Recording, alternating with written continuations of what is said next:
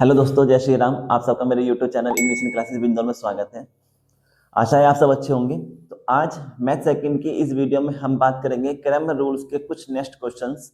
Means आज मैं आपको क्वेश्चंस कराने वाला हूं कि अगर हमें कोई भी इक्वेशंस दी जाएं और पूछा जाए कि जो हमारी इक्वेशंस हैं या गिवन इक्वेशंस हैं वो कंसिस्ट है या इनकंसिस्ट है, ठीक है। तो हम उन क्वेश्चंस को कैसे सोल्व करेंगे, आज मैं उसका आपको मेथड बताने वाला हूँ। मींस आपके पेपर में 100% क्वेश्चंस आते ही हैं कि कंसिस्टेंसी और इनकंसिस्टेंसी चेक करके बताओ ऑफ द गिवन इक्वेशंस, ठीक है। इससे पहले वीडियोस में मैंने आपको ग्रामर रूल्स के बारे में बताया है और ग्रामर रूल्स के कुछ क्वेश्चंस भी कराए हैं जिसमें मैंने आपको बताया कि हम ग्रामर रूल्स को किसी भी इक्वेशंस पे कैसे अप्लाई करेंगे और ग्रामर रूल की मदद से हम गिवन इक्वेशंस के सॉल्यूशंस को कैसे फाइंड आउट करेंगे। तो अगर आप चैनल पर नए हैं और वीडियो पहली बार देख रहे हैं तो आप मेरी प्रीवियस वीडियो जरूर देखना, किस पर, ग्रामर रूल्स पे, जिसमें आपको पता चलेगा कि ग्रामर रूल्स क्या होता है और उसको कैसे एग्जीक्यूट करते हैं। चलिए आगे बढ़ते हैं और स्टार्ट करते हैं अपने क्वेश्चंस, किस पर, कंसिस्टेंसी और इनकंसिस्टेंसी पर। क्वेश्चन में क्या बताया, कहना है कि हमें निकालना है test the consistency of the given equations. Means हमें चेक करना है कि जो इक्वेशंस दी गई है वो क्या है, हमें कंसिस्ट है या इनकंसिस्ट है। तो ध्यान से देखो, अगर हमारे पास कितने वेरिएबल की क्वेश्चन है, ये थर्ड वेरिएबल की क्वेश्चन है 1 2 3 एक्स वाई जेड। कितने वेरिएबल की क्वेश्चन है, 3 वेरिएबल की क्वेश्चन है। कौन सी क्वेश्चन है, लीनियर इक्वेशन है। तो कंसिस्टेंसी और इनकंसिस्टेंसी के लिए हमें पता है क्या निकालना होता है, डेल्टा। तो बच्चों कैसे चेक करेंगे कि मैंने आपको कुछ कंडीशंस बताई थी, अगर आपको डीप में कंडीशंस के बारे में जानना है तो मैंने आपको ग्रामर रूल का इंट्रोडक्शन कराया है, आप उसमें इसको चेक कर सकते हैं, वीडियो देख सकते हैं। यहाँ पे मैं एक ओवरव्यू दे देता हूँ क्वेश्चन को सोल्व करने के लिए। क्या कि पहली कंडीशन क्या है कि अगर जो डिटरमिनेंट है वो जीरो के इक्वल नहीं आता है, जीरो के इक्वल नहीं आता है तो उसका इक्वेशन कैसी हो जाएंगी, कंसिस्ट हो जाएंगी। कौन सी हो जाएंगी, कंसिस्ट हो जाती हैं। अगर मान लेते हैं कि जो डिटरमिनेंट है वो जीरो के इक्वल तो आ गया है और लेकिन डेल्टा 1, ठीक है, या फिर डेल्टा 2 या फिर डेल्टा 3, इनमें से कोई एक क्या आ जाता है, जीरो आ जाता है, is not equal to zero आ जाता है। भाई डेल्टा तो जीरो आ गया है लेकिन इनमें से कोई एक क्या है, जीरो के नॉट इक्वल आ जाता है, जीरो नहीं आता है, तो फिर इक्वेशंस कैसी कहलाती हैं, इनकंसिस्ट कहलाती हैं। कैसी कहलाएंगी, इनकंसिस्ट कहलाएंगी। अगर मान लेते हैं कि डेल्टा भी जीरो आ गया है और डेल्टा 1 डेल्टा 2 और डेल्टा 3 ये भी क्या आ गए हैं, जीरो आ गए हैं, तो जो इक्वेशंस होंगी वो कंसिस्ट भी होंगी और इनकंसिस्ट भी होंगी, दोनों होंगी। ओके, उसके बाद एक कंडीशन सी क्या, कि अगर हमारी इक्वेशंस कैसी हैं, पैरेलल हैं। पैरेलल का मतलब कि पहली और दूसरी इक्वेशन क्या है, दोनों सेम है। पहली या तीसरी इक्वेशन क्या है, सेम है। तो अगर इक्वेशन क्या है, पैरेलल है, तो तब भी क्या हो जाती है, सिस्टम क्या हो जाता है, इनकंसिस्ट हो जाता है। और एक लास्ट केस था कि हमारे पास अगर 2 वेरिएबल की इक्वेशन है तो हम a1 upon a2 is not equal to अगर b1 अपॉन b2 लगाते हैं। अगर ये फॉर्मूला लगाने पे ये ट्रू हो जाती है कंडीशन, दोनों इक्वल ऐसी हो जाते हैं जैसे आए हैं, नॉट इक्वल टू आते हैं, तो ये कहलाती है कंसिस्ट। और अगर a1 upon a2 b1 upon b2 के तो इक्वल है लेकिन नॉट इक्वल है c1 अपॉन c2 के, कब, जब 2 वेरिएबल की इक्वेशन हो। ये कोई केस किसके लिए है, सिर्फ 2 वेरिएबल के लिए, तो उस केस में क्या हो जाएगा, ये कहलाती थी इनकंसिस्ट। ठीक है, तो मैंने आपको एक ओवरव्यू दिया है, आप इसके बारे में डिटेल में पढ़ सकते हैं मेरी प्रीवियस वीडियोस में। अब हम इन क्वेश्चन को सॉल्व करेंगे, करते हैं। तो हमें देखो क्या लिखेंगे, सॉल्यूशन। सॉल्यूशन हमें क्या करना है, सबसे पहले हम निकालते हैं डेल्टा। तो डेल्टा का मतलब क्या होता है कि हमें जो इक्वेशंस हैं उसको किस में कन्वर्ट करना है, डिटरमिनेंट में। तो जो इक्वल के लेफ्ट साइड में जितने भी कांस्टेंट्स हैं उसको किस में कन्वर्ट कर दो, डिटरमिनेंट में। तो x के साथ क्या है कांस्टेंट, यहाँ 1, x के साथ यहाँ पर है 2, x के साथ क्या है 4, यहाँ पर माइनस के 3। ध्यान रखेंगे जैसा साइन दिया गया है वैसा ही साइन रखना है। तो माइनस है तो मैंने इसलिए माइनस लिखा है, यहाँ प्लस के 1 है और यहाँ माइनस के 5, यहाँ पर 2 प्लस के माइनस के 3 और 1 कन्वर्ट हो गई। अब हम इसको सोल्व करेंगे किसकी मदद से, by expansion method. By expansion method क्या बोलता है एक्सपेंशन मेथड, कि फर्स्ट डिजिट रखो ऐसे ही कि ऐसे ही, कैसी आती है, प्लस की। अभी अभी बताया कि इसको हम कैसे सोल्व करते हैं कि फर्स्ट डिजिट है, तो मैं यहाँ पर रफली लिख रहा हूँ, देखो आपके लिए थोड़ा सा सोल्व करने में आसानी हो जाएगी। ये है हमारा डिटरमिनेंट, ठीक है, रफली लिखा है। अब मैंने क्या लिखा है, 1, 1 कौन से डिजिट है ये, तो 1 के नीचे और ऊपर वाले एलिमेंट छोड़ देंगे, 1 के सामने और सामने वाले नंबर को छोड़ देंगे, क्या बचा, सिर्फ 1 - 3 - 5 1। अब 1 की मल्टीप्लाई किससे करेंगे, 1 से, तो 1 की 1 से करेंगे तो 1, बीच में क्या आता है, minus.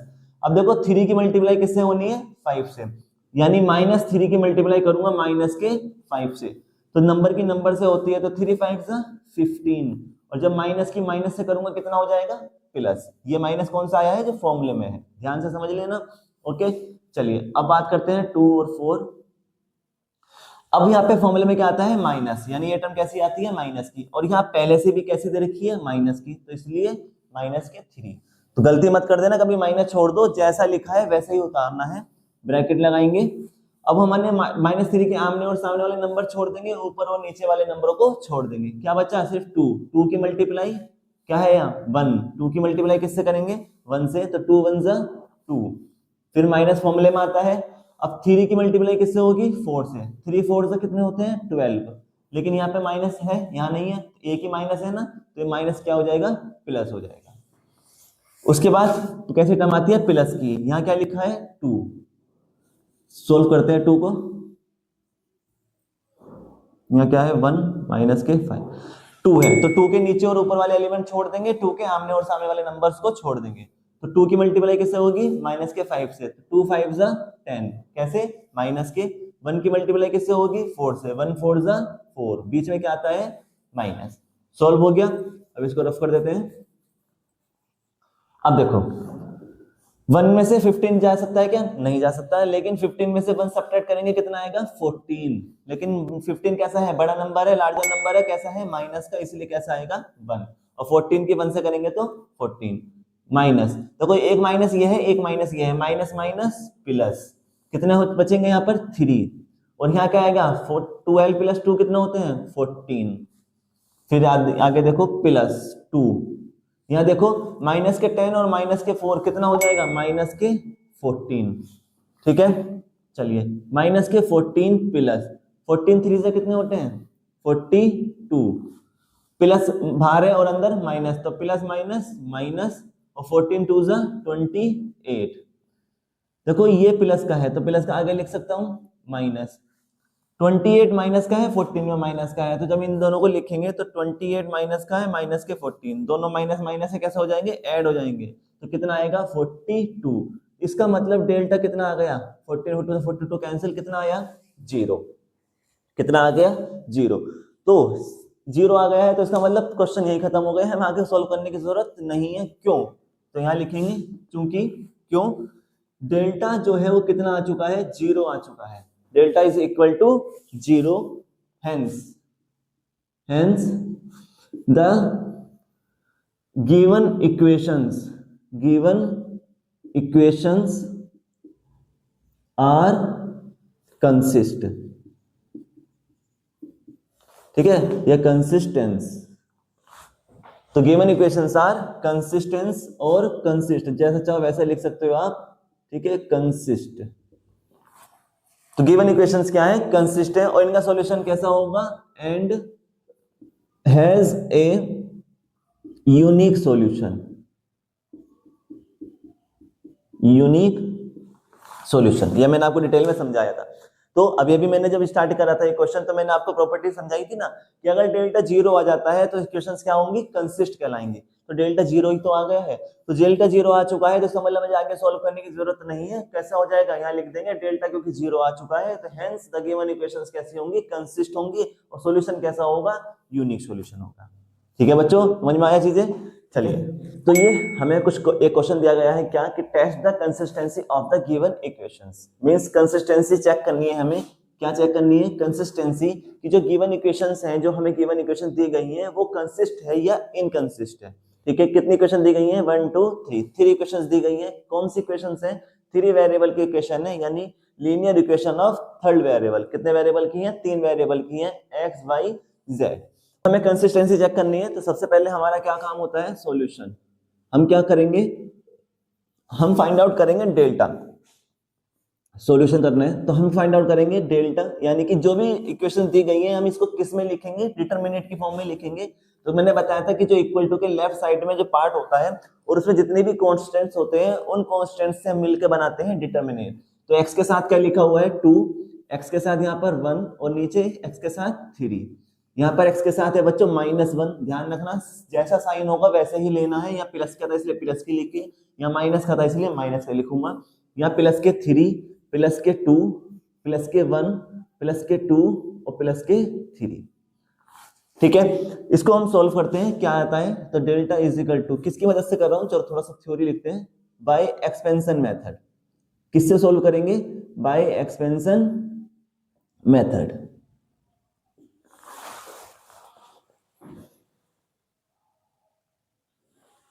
Okay, by expansion method. तो एक्सपेंशन मेथड लगाते हैं, डेल्टा इज इक्वल टू, क्या होता है एक्सपेंशन मेथड की, फर्स्ट डिजिट लेंगे हम 2। ओके, जो डिजिट लेते हैं उसके नीचे वाले एलिमेंट्स को हम छोड़ देते हैं, उसके सामने वाले एलिमेंट्स को हम छोड़ देते हैं, तो हमारे पास क्या बचेंगे, सिर्फ ये 4 एलिमेंट्स बचेंगे। कौन कौन से, 3 2 2 3। ओके, अब क्या करते हैं कि 3 की मल्टीप्लाई करेंगे इस सामने वाले नंबर से, यानी 3 की 3 से करेंगे, कितना आता है 9, और फिर 2 की किससे करेंगे, 2 से, तो 2 2 से कितने होते हैं 4, और बीच में क्या आता है माइनस, ये फॉर्मूला होता है हमारा। ओके, फर्स्ट नंबर आ गया। अब हमारे पास फॉर्मूले में क्या आएगा, माइनस। सेकंड नंबर यहाँ पर क्या लिखा है, माइनस के 1। ठीक है, गलती से 1 मत लिखना, जैसा साइन लिखा है वैसे ही लिखेंगे, यानी कंप्लीट उतरता है चीजें। तो माइनस ऐसा आता है, तो इसलिए माइनस भी आ गया।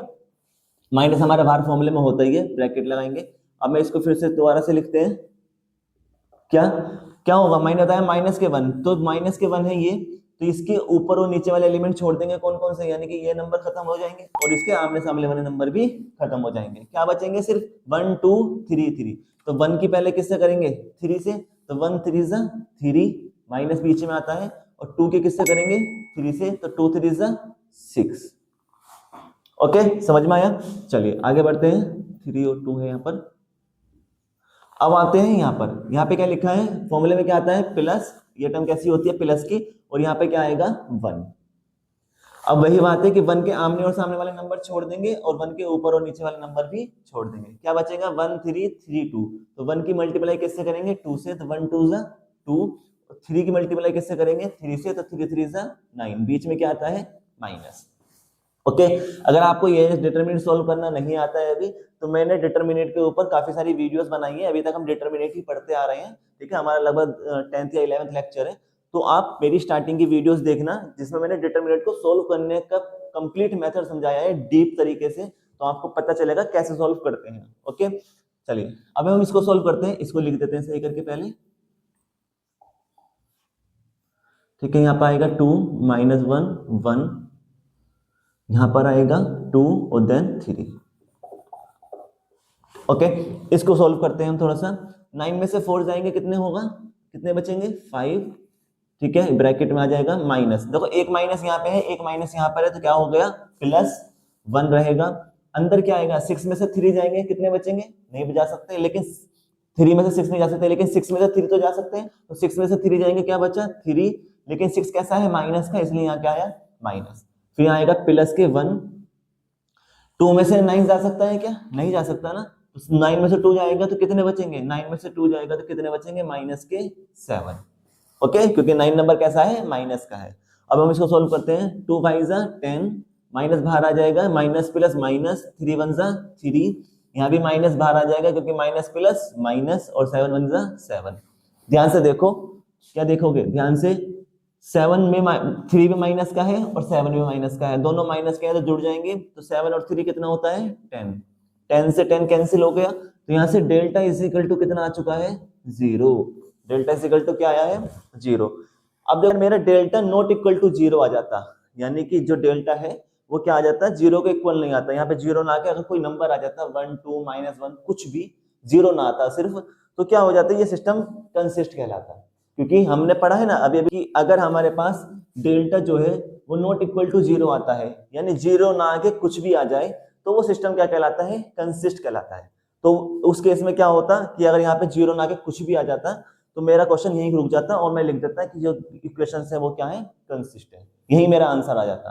क्या लेंगे डेल्टा, फाइंड आउट करना है हमें क्या, डेल्टा 1 डेल्टा 2 और डेल्टा 3। तो सबसे पहले क्या करें, फाइंड आउट करेंगे डेल्टा 1। अब डेल्टा 1 फाइंड आउट करेंगे, तो मैंने अपनी प्रीवियस वीडियोस में आपको समझाया है क्या, कि हम डेल्टा 1 जब लिखते हैं तो इसका मतलब क्या है कि जो हमारा फर्स्ट कॉलम था, कौन सा कॉलम है फर्स्ट, हमारा फर्स्ट कॉलम 2 1 3, तो जो फर्स्ट कॉलम है इसको रिप्लेस कर देंगे किसके साथ, जो यहाँ पे कॉन्स्टेंट्स दिए गए हैं। समझ रहे हो, जब हम डेल्टा 1 की बात आ रही है, 1 का मतलब फर्स्ट कॉलम, तो जो फर्स्ट कॉलम में जितने भी एलिमेंट्स हैं हम उनको क्या कर देंगे, रिप्लेस कर देंगे जो यहाँ पर कॉन्स्टेंट्स दिए गए हैं इक्वल के राइट साइड में। तो बदलो, 2 की जगह क्या आएगा 4, 1 की जगह कितना आ जाएगा 12 और 3 की जगह कितना आ जाएगा 10। ठीक है, क्लियर है। और बाकी ऐसे उतार देंगे तो -1 का -1, 3 2 1 2 3। ओके, सॉल्व करते हैं by expansion method. By expansion method theory जितना लिखोगे उतना आपके लिए अच्छा है। तो delta 1 is equal to, question solve करते हैं, ध्यान से देखो। सबसे पहली डिजिट कैसी आती है, प्लस की 4। अभी बताया था कि जो भी एलिमेंट लेते हैं उनके नीचे वाले एलिमेंट छोड़ देते हैं और उसके सामने वाले एलिमेंट्स को छोड़ देते हैं। तो क्या बचेगा 3 2 2 3, तो 3 3 जा 9 माइनस 2 2 जा 4। ओके, पहला नंबर आ चुका। दूसरी डिजिट कैसी आती है, माइनस की, लेकिन यहाँ भी एक माइनस पहले से ही है, तो माइनस माइनस कितना हो जाएगा प्लस। जैसे अभी यहाँ पे मैंने किया भी था, माइनस माइनस कैसे कर दिया था प्लस, तो मैंने यहाँ डायरेक्ट लिख दिया क्योंकि यहाँ तो समझा चुका हूँ। तो माइनस माइनस क्या हो गया प्लस और 1 आ गया। अब हम नंबर उतारेंगे, ध्यान से देखो कि जब 1 लिखता था तो 1 के आगे पीछे वाले नंबर छोड़ देंगे और उसके नीचे वाले नंबर को छोड़ देंगे। तो क्या बचेगा 12 3 2 10, तो 12 के किससे करेंगे 3 से, 12 3 से कितने होते हैं 36, और 2 के 10 से करेंगे कितना आता है 20, बीच में क्या आएगा माइनस। डन। उसके बाद अब आते हैं, ये टर्म कैसी आती है प्लस की, प्लस के 1। जब 1 की बात चलती है तो 1 के नीचे वाले एलिमेंट छोड़ देंगे, 1 के सामने वाले एलिमेंट छोड़ देंगे, क्या बचेगा सिर्फ 12 3 10 2। अब हम क्या करेंगे 12 की मल्टीप्लाई करेंगे 2 से, 12 2 जा 24, और 3 की मल्टीप्लाई करेंगे किससे 10 से, तो माइनस के 30। ओके, क्लियर है। चलिए 9 में से 4 जाएंगे कितने होगा 5 बचेंगे प्लस के, जैसे ठीक है, बात समझ में आ गई। प्लस यहाँ पे क्या है 1 1। अब 36 में से 20 जाएंगे कितना बचेंगे, कितना सब्ट्रैक्ट होकर कितना आएगा हमारे पास बचेंगे 16। ध्यान से देखो 20 में 36 में 20 का कितने बचे 16, कैसे प्लस के, तो इसलिए 1 की मल्टीप्लाई हो जाएगी 1 × 16 प्लस, यहाँ देखो यहाँ पे क्या है 1। देखो 24 में से 30 नहीं जा सकते, लेकिन 30 में से 24 सब्ट्रैक्ट हो सकते हैं, तो कितने बचेंगे 6, लेकिन 30 माइनस का है तो इसलिए यहाँ क्या आएगा 6 माइनस का साइन। क्यों, क्योंकि 30 हमारा बड़ा नंबर है और कैसा है माइनस का है। इनको सोल्व करो, 4 5 जा 20 प्लस 16 माइनस, देखो प्लस बाहर है और माइनस अंदर है, तो प्लस माइनस माइनस आ गया और कितना आ गया 6। Delta 1 is equal to, delta 1 कितना आया बच्चों 20 प्लस 16 कितना होता है 36 माइनस 6, तो यहां से डेल्टा 1 हमारे पास आ चुका है 30, यानी 0 नहीं आया है, कितना आया है 30। क्या निकालना है हमको इसको, इसमें अब फाइंड आउट करेंगे डेल्टा 2। ध्यान से देखो डेल्टा 2। अब बात आ रही है डेल्टा 2 की, तो डेल्टा 2 का मतलब सेकंड कॉलम, कौन सा -1 3 और 2 सेकंड कॉलम। तो जब 2 की बात चलती है डेल्टा 2, तो हम क्या करेंगे जो सेकंड कॉलम है इसको रिप्लेस कर देंगे किसके साथ, कांस्टेंट्स के साथ, यानी इनकी जगह पर हम क्या लिख देंगे कांस्टेंट्स लिख देंगे। तो लिखेंगे, चलो पहला तो 2 1 3 ऐसे ही रहेगा, तो 2 1 3। सेकंड कॉलम में -1 की जगह कितना आएगा 4, 3 की जगह कितना आ जाएगा 12, और 2 की जगह कितना आ जाएगा 10, और थर्ड कॉलम 1 2 3 ऐसे ही उतार देंगे। ओके, अब इसको हम सोल्व करते हैं, चलो यहां करते हैं, इसको सोल्व करते हैं डेल्टा 2 किसके द्वारा, एक्सपेंशन मेथड के द्वारा। तो पहली टर्म हम लिखेंगे 2, ऐसे ही ब्रैकेट लगाएंगे, 2 है तो 2 के नीचे वाले एलिमेंट छोड़ देंगे, 2 के सामने वाले एलिमेंट्स को छोड़ देंगे, क्या बचेगा 12 2 10 3, 12 3 जा 36 माइनस 10 2 जा 20। ये टर्म कैसी आती है माइनस की, यहाँ क्या है सिर्फ 4 लिखा है, ठीक है। देखो यहाँ पे -1 था इसलिए मैंने -1 लिखा था, यहाँ पे भी लिखा था, लेकिन यहाँ 4 प्लस का है तो मैंने सिर्फ 4 उतार दिया, फॉर्मूले में माइनस आता है। यहाँ आएंगे, अब 4 के नीचे वाले एलिमेंट छोड़ना है और 4 के सामने वाले एलिमेंट्स, तो क्या बचेगा 1 3 3 2, तो 1 के किससे करेंगे पहले 3 से, माइनस आता है, और 3 की 2 से करेंगे तो कितना आएगा 6। ओके, फिर आता है ये वाली टर्म कैसी आती है प्लस ब्रैकेट, 1 के नीचे वाले एलिमेंट छोड़ देंगे, 1 के सामने वाले छोड़ देंगे, क्या बचेगा 1 12 3 10, तो 1 के 10 से करेंगे तो 10, माइनस 12 के 3 से करेंगे तो 36। ओके चलिए सॉल्व करते हैं इसको। 2 की मल्टीप्लाई होगी, देखो 36 में से 20 गए, कितने बचे 16 ब्रैकेट माइनस। अब देखो 3 में से 6 जाएंगे, नहीं जा सकते, लेकिन 6 में से 3 तो जा सकते हैं, हाँ जा सकते हैं, तो माइनस की 4 है और यहाँ 6 में से 3 जाएंगे तो कितना बचेगा माइनस के 3 प्लस 1। ऐसे ही 10 में से क्या 36 जा सकते हैं, नहीं, लेकिन 36 में से 10 जा सकते हैं, कितने हो जाएगा 26। लेकिन 36 क्या है, बड़े नंबर है और कैसा है माइनस का है, तो इसलिए यहाँ क्या आएगा माइनस। सोल्व करते हैं, 16 2 से कितने होते हैं 32, एक माइनस अंदर है एक बाहर, माइनस माइनस प्लस 4 3 12 माइनस, क्योंकि एक माइनस बाहर है अंदर है और ये प्लस है तो प्लस माइनस माइनस, और यहाँ क्या हो गया 26। तो डेल्टा 2 कितना आ गया, चेक करो कितना आया, डेल्टा 2 आएगा। देखो 32 में 12 ऐड करूंगा कितना हो जाएगा 44, क्योंकि 32 भी प्लस का है 12 भी प्लस का है, तो 32 में 12 ऐड करेंगे कितना आएगा 44। 44 में से 26 सेपरेट कर दो, कितना बचा, 14 में से 6 गए 8 और 3 में से 2 गए 8। ठीक है, कितना हो गया हमारे पास, कितना आया है 18। तो यहाँ पे हमने जो लिखा था उसके बाद मैं यहाँ पे सॉल्यूशन लिख रहा हूँ, क्या कि हमें पता है कि हमने प्रॉपर्टी पढ़ी है क्या, कि अगर डेल्टा जो है वो 0 है और डेल्टा 1 जो है वो नॉट इक्वल टू 0 है, ठीक है, मींस कितना आया है डेल्टा 1 हमारा 30 आया है।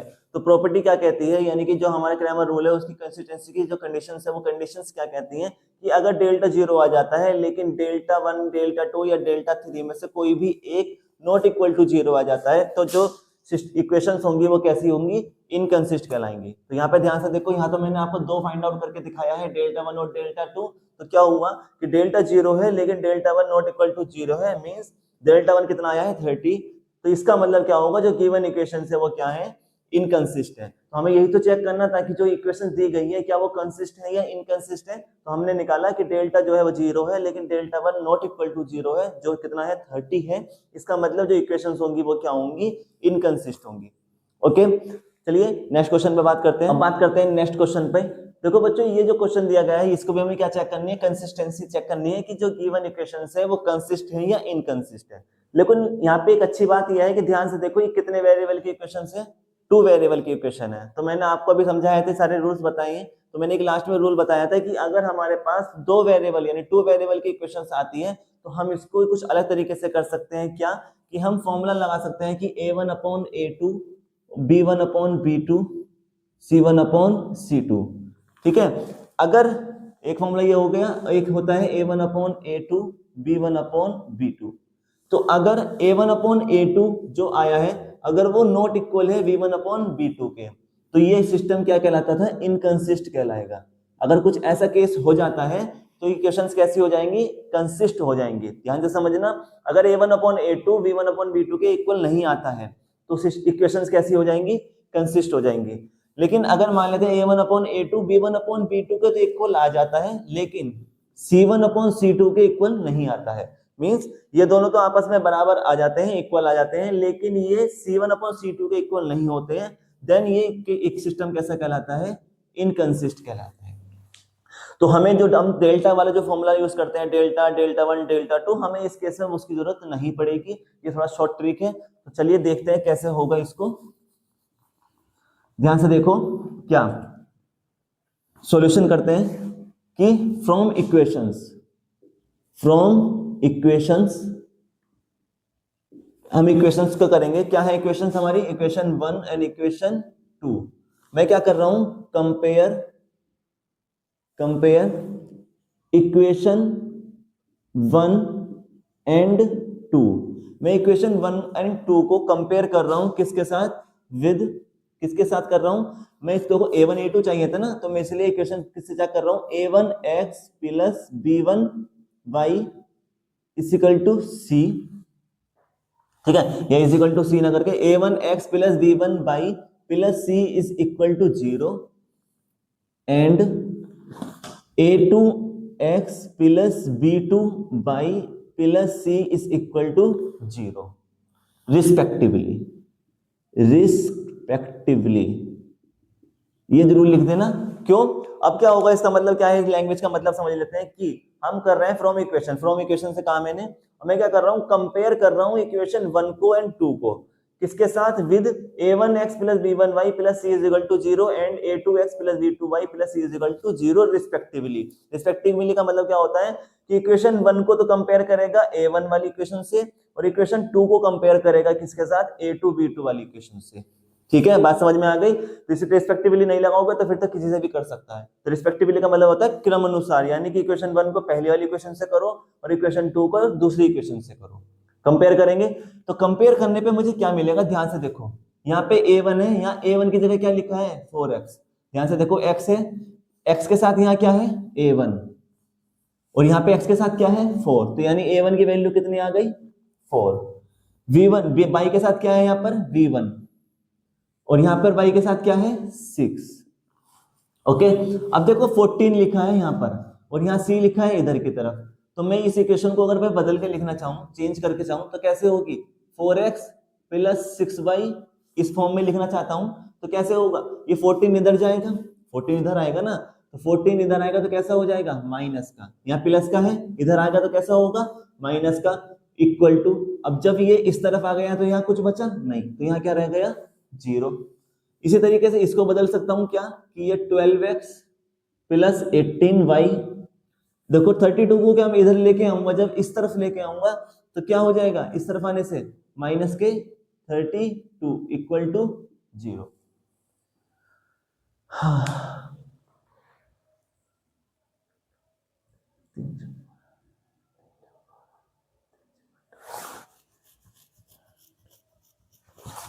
ओके, अब देखो ध्यान से, तो यहां से आया, अब यहाँ c है, यहाँ पे क्या लिखा है, c, और यहाँ पर क्या लिखा है, c की जगह देखो ये c प्लस का है, यहाँ पे क्या लिखा है, -14, तो c की जगह क्या लिखा है, -14। इसी तरीके से इसको जो कंपेयर करते हैं a2, यहाँ x के साथ है a2, यहाँ x के साथ कितना है, 12, यहाँ एक y के साथ कितना है, b2, और यहाँ y के साथ कितना है, 18। यहाँ पे क्या है, ये C1 C2 कर लो बच्चों, तो ये C1 हो गया, यहाँ पे क्या लिखा है, C2, और यहाँ पर क्या लिखा है, -32। हो गई कंपैरिजन।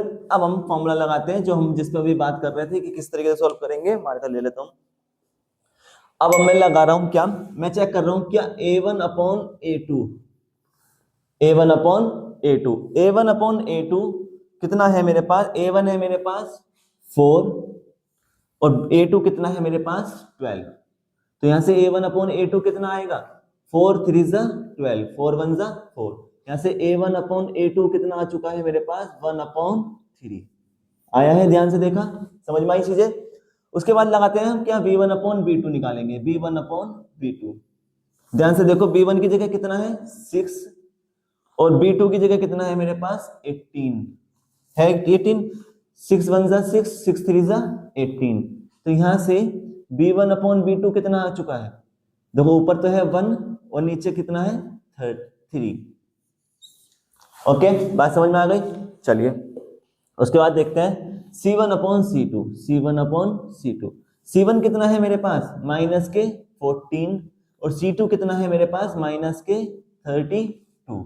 क्या ये कट हो सकते हैं, हो जाएंगे, 2 7 14 और 2 16 से करेंगे तो कितना आता है, 32। तो यहां से C1/C2 कितना आ चुका, ये माइनस से माइनस भी खत्म, तो कितना आ चुका है, 7/16, 7/16 आ चुके हैं। अब हम लगाते हैं फॉर्मूला क्या, चूंकि a1/a2 is equal to b1/b2। ध्यान से देखो, मैं यहाँ पे ऊपर लिख रहा हूं, नीचे तो कंडीशन आंसर लिख रहा हूं मैं, a1/a2 इक्वल टू b1/b2। देखो a1/a2 कितना आया है मेरे पास, 1/3, ठीक है, इक्वल टू b1/b2 कितना है मेरे पास, 1/3, दोनों बराबर हो गए। तो अभी जो मैंने अभी जब क्वेश्चन स्टार्ट करा था तो मैंने रूल बताए थे कि अगर a1/a2 b1/b2 के इक्वल आ जाता है तो उस केस में हम तीसरी कंडीशन भी निकालते हैं क्या, कि C1/C2 equal to C1/C2। C1/C2 कितना है, 7/16। तो बच्चों ध्यान से देखो, ये दोनों तो इक्वल हैं, लेकिन क्या ये दोनों इसके इक्वल है, नहीं, ये दोनों तो इक्वल है, एक जैसे हैं, लेकिन ये देखो ये अलग है या नहीं है, तो अलग है, तो इसका मतलब ये क्या है, नॉट इक्वल टू है। ठीक है, केस प्रूफ हो गया। भाई a1/a2 = b1/b2 तो है, ये दोनों तो बराबर है, a1/a2 बराबर है b1/b2 के, लेकिन c1/c2 के इक्वल नहीं है।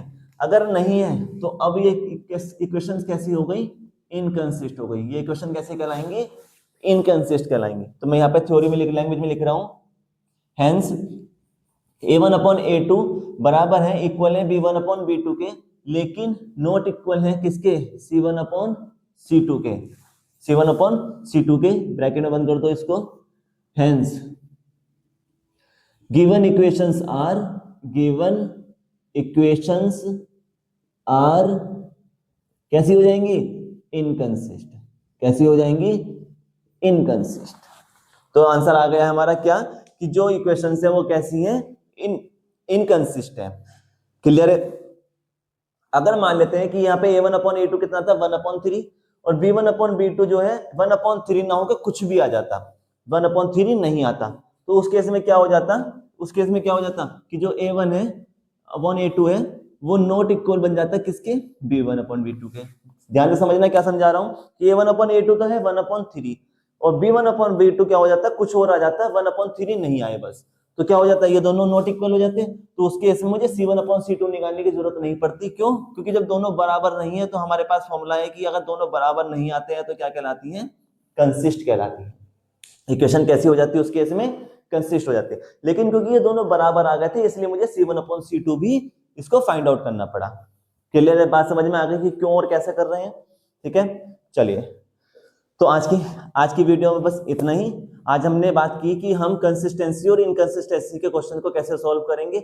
मैंने आज आपको तीनों तरीके के क्वेश्चंस कराए, कंसिस्ट भी, इनकंसिस्ट भी, और अगर हमारे पास 2 वेरिएबल की इक्वेशंस आ जाती है तो उसको कैसे सॉल्व करेंगे उसको भी मैंने आपको बताया। नेक्स्ट वीडियो में हम इसके ऊपर कुछ और प्रैक्टिस करेंगे, मैं आपको कुछ और क्वेश्चंस और कराऊंगा, और उसके बाद हम स्टार्ट करेंगे मैट्रिक्स। यानी तो वीडियो अगर अच्छी लगी है तो वीडियो को लाइक करेंगे, शेयर करेंगे और चैनल को सब्सक्राइब करेंगे। साथ ही बेल आइकन प्रेस जरूर करना ताकि आने वाली वीडियोस आप तक पहुंच सके। मिलते हैं नेक्स्ट वीडियो में।